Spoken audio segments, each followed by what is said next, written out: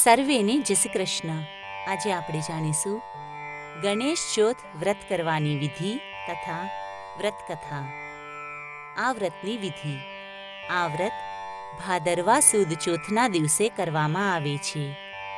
સુખ, શાંતિ, સમૃદ્ધિ અને સંતાન પ્રાપ્તિ માટે આ વ્રત થાય છે. આ વ્રત કરનારે સ્નાનાદિથી પરવારી ગણપતિની પંચધાતુની મૂર્તિ બનાવી તેની સ્થાપના કરવી અને વિધિવત પૂજા કરવી. આ દિવસે ઉપવાસ કરવો. વ્રત કરનારે રાત્રે ચંદ્રદર્શન ન કરવા. રાત્રે ચંદ્રદર્શન કરવાથી કલંક લાગે છે. ભગવાન શ્રી કૃષ્ણે પોતાના પર લાગેલું કલંક દૂર કરવા માટે આ વ્રત કર્યું હતું. વ્રતના બીજા દિવસે ગણપતિની મૂર્તિને જળમાં પધરાવી દેવી. ગણેશ ચોથ વ્રત કથા.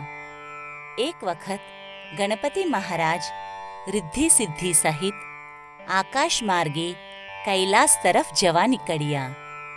રસ્તામાં ચંદ્રલોક આવતા ચંદ્રે ગણપતિને જોયા.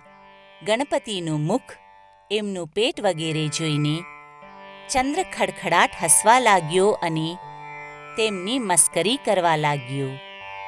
આથી ગણપતિ ચંદ્ર ઉપર ખૂબ જ ગુસ્સે થઈ ગયા અને તેને શ્રાપ આપતા બોલ્યા, હે ચંદ્ર, તું ખૂબ રૂપાળો છે એની ના નહીં, પણ એથી અભિમાનમાં આવીને અન્યની મસ્કરી ના કરાય.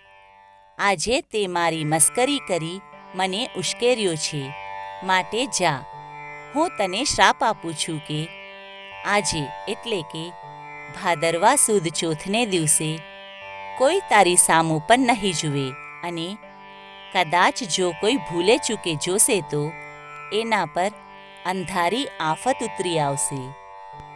આ સાંભળીને ચંદ્ર ધ્રુજી ઉઠ્યો અને બીકનો માર્યો કમળમાં છુપાઈ ગયો. ચારેકોર અંધકાર છવાઈ ગયો અને હાહાકાર મચી ગયો. સ્વર્ગલોકના દેવો આ જોઈને તુરંત બ્રહ્માજી પાસે ગયા અને ચંદ્રના શ્રાપનું નિવારણ પૂછવા લાગ્યા.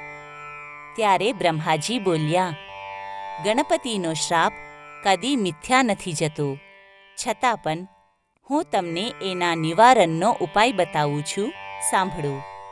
થોડા દિવસ પછી ભાદરવો મહિનો આવશે. એ મહિનામાં સુદ એકમથી લઈ ચોથ સુધીમાં ચંદ્રે આ વ્રત કરવાનું. એ વખતે ગણપતિની કોઈ પણ ધાતુની અથવા તો પંચધાતુની મૂર્તિ બનાવી તેમની સ્થાપના કરવાની અને પછી વિધિવત તેમની પૂજા કરવાની. નૈવેદ્યમાં લાડુ ધરાવવો. સાંજે ગણપતિની મૂર્તિને વાજતે ગાજતે નદી કાંઠે લઈ જઈ જળમાં પધરાવી દેવી.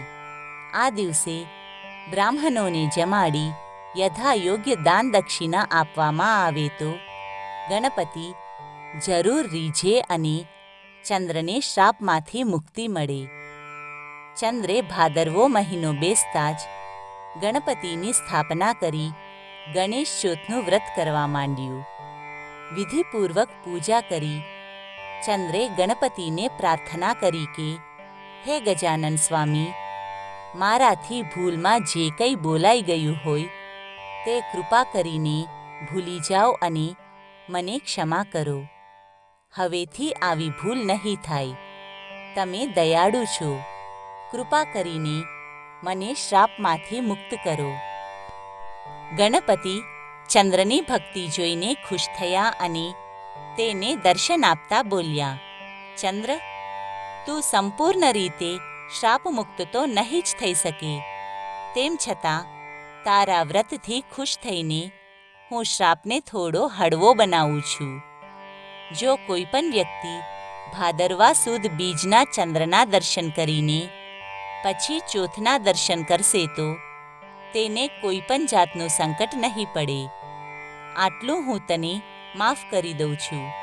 બાકી તો ભાદરવા સુદ ચોથના દિવસે જો કોઈ તારા દર્શન કરશે તો એને કલંક લાગ્યા વગર નહીં રહે અને એ કલંક દૂર કરવા માટે જો કોઈ મારું ગણેશ ચોથનું વ્રત ભક્તિભાવપૂર્વક કરશે તેના પર હું પ્રસન્ન થઈશ અને તેને સંકટમાંથી મુક્ત કરીશ.